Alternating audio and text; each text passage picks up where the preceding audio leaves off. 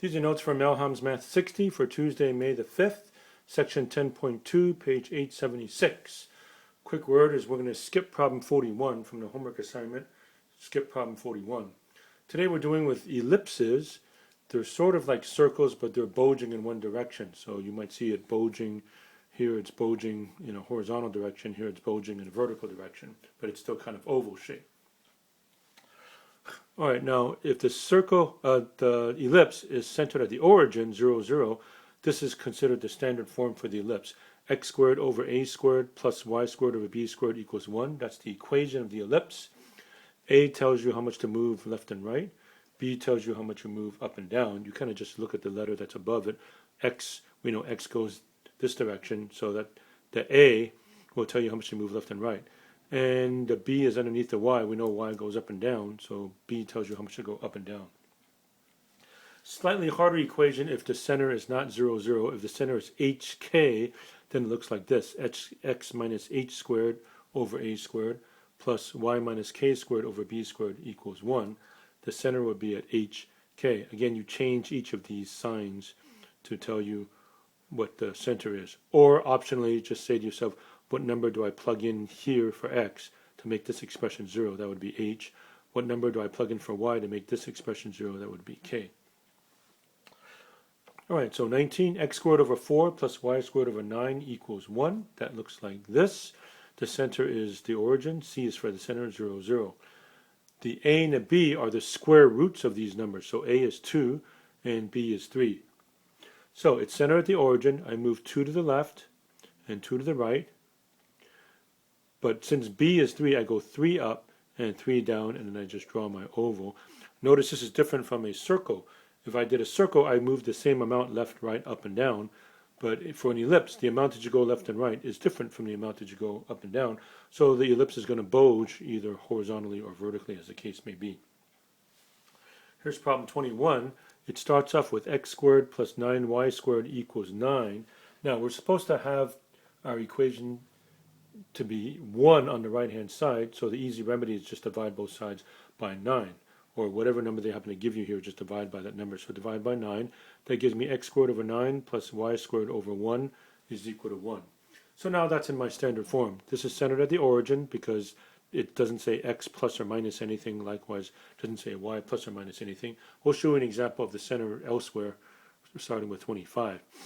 All right, so my a is the square root of 9, which is 3. B is the square root of 1, which is 1. So from the origin, centered as origin, the A is 3, means I go 3 to the left, 3 to the right. But B is only 1, so I only go 1 unit up and 1 unit down. So this time my ellipse is bulging in the horizontal direction. So you can tell which way it's bulging depending on whether the A or the B is the larger number. Here's problem 25, which is not centered at the origin. So the way you read this, again, you can say, what number do I plug in to make this expression 0? That would be 2. What number do I plug in to make this thing equal to 0? That would be 1. Or you can just quickly say, change that sign, change that sign. So the center this time is not the origin, it's 2, 1. And now A and B, notice underneath it are A squared and B squared. So you just give me the square root of this, which is 3. Square root of this is 2. So this time my center is 3, 2. Notice it's not true here or here where the center was the origin.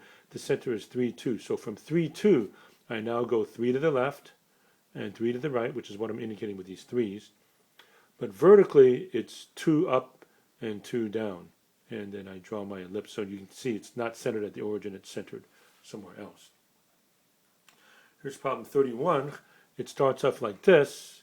And just like we saw for this previous problem, we're supposed to have a 1 on the right-hand side. Here they start off with a 256. So you just divide both sides by 256, 256, 256. So we're supposed to have a 1 here. All right, and 16 over 256 leaves us with 16 on the bottom.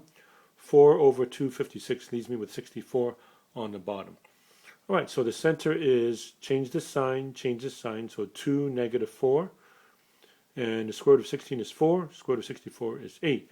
So that means left and right, I'm going to go 4, but up and down is going to be 8. So this time it's going to be bulging vertically because the B is larger than the A. So I put a dot on 2, negative 4, 2, negative 4.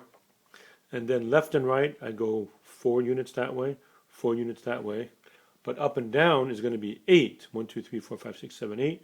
1, 2, 3, 4, 5, 6, 7, 8. So it's going to be bulging in the vertical direction. All right, and 37, they actually give us some review problems now. X plus 1 squared plus y minus 2 squared equals 16. You might recall from a few sections back that this is just the equation of a circle. The center is negative 1, 2, and the radius is the square root of 16, which is 4. By the way, side note, if you try to do the same thing as over here and divide both sides by 16, you would get a 16 under here and a 16 under here, which means A is 4 and B is also 4. But if A and B are equal, then you do indeed have a circle. So you end up with the same picture anyway. So the center is negative 1, 2. And then I go 4 to the left, 4 to the right, 4 up, 4 down, draw my circle. Okay, 47 is a review of parabolas. That's a little bit harder. So write it in vertex form and draw the graph. Y equals negative 3x squared minus 24x minus 43. How did I know this was a parabola? It's squared only in x, is not squared in y. And you might recall y equals, let's say, ax squared plus bx plus c. That's what a parabola looks like. So I will factor out the negative 3 from these two here. Negative 3 times x squared plus 8x, leave a space, and then minus 43. Quick double check. If you distribute that and that, you get back this. Now you do the half and square stuff. So take half the coefficient of x, half of 8 is 4. Square that, 4 squared is 16. Okay, so I add 16 in red here, but when I write plus 16, it's really negative 3 times 16, which is negative 48. So by writing plus 16, because negative 3 times 16 is negative 48, I've really subtracted 48. So to balance it, I will add 48 to the same side.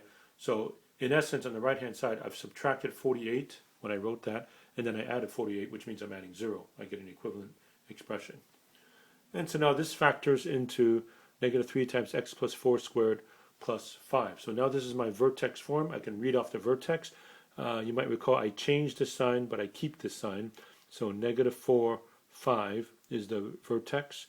And the negative 3 means it's going to open down. So I know I have negative 4, 5, so I plotted that here. And then I could just pick a couple points around negative 4, like I plug in negative 3 and a negative 5. Plug in negative 3. Negative 3 plus 4 is 1.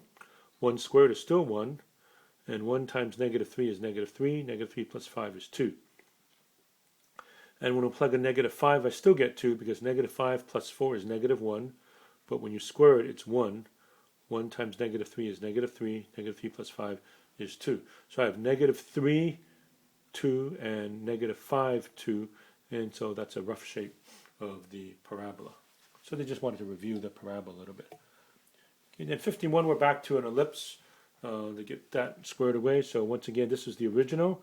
So this had a 36. So simply divide both sides by 36 that I have in red. So that way this becomes a 1. We're supposed to have a 1 on the right-hand side for the ellipse. And 9 over 36 leaves a 4 in the bottom. 4 over 36 leaves a 9 in the bottom. So that looks like something we've sort of done before. The center is, change that sign, 1, negative 2. A is 2, and B is 3. So I go to 1, negative 2, right here. And then it's 2 units to the left and to the right. And 3 units up and down. So 3 up, 3 down, and go like so. All right, so these are notes for Melham's Math 60 for Tuesday, May the 5th, section 10.2. So we only have 2 more sections left, 10.3, 10.4, and then we will have the chapter 10 test, not on Friday this time, but on Monday.